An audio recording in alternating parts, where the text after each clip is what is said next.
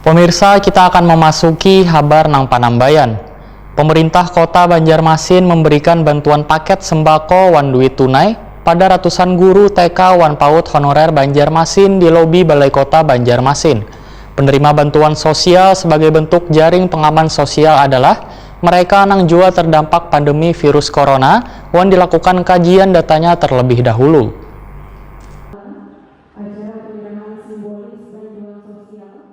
Pemerintah Kota Banjarmasin memberikan bantuan paket sembako wan duit tunai pada ratusan guru TK wan PAUD honorer Banjarmasin di lobi Balai Kota Banjarmasin Jalan R.E. Marta Dinata Banjarmasin Tengah Baisukan Kamis 18 Juni 2020.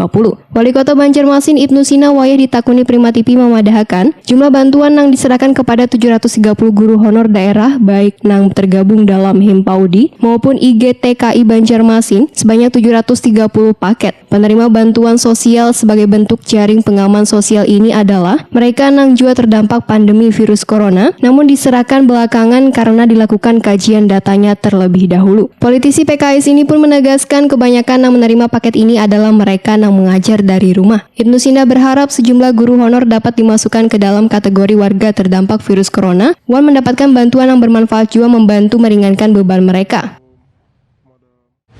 Guru-guru honor dari PAUD TK yang terdampak COVID.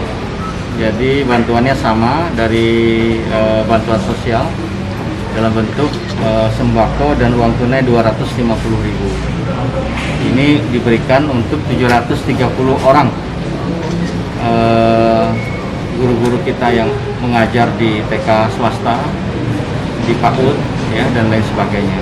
Karena mereka ini juga terdampak. Jadi mengapa diserahkan agak belakangan, karena memang terakhir setelah kita kaji, karena memang mereka juga terdampak karena mengajar dari rumah, kemudian juga kebanyakan juga TK-TK swasta tidak ya, tergantung SPP gajinya, ya kan, ada yang kalau sekarang kan anak-anak tidak sekolah. Turut hadir dalam penyerahan bantuan tersebut Ketua TP-PKK Banjarmasin Siti Wasila, sekaligus sebagai Bunda PAUD Banjarmasin wan dari Dinas Pendidikan wan Dinas Sosial Banjarmasin.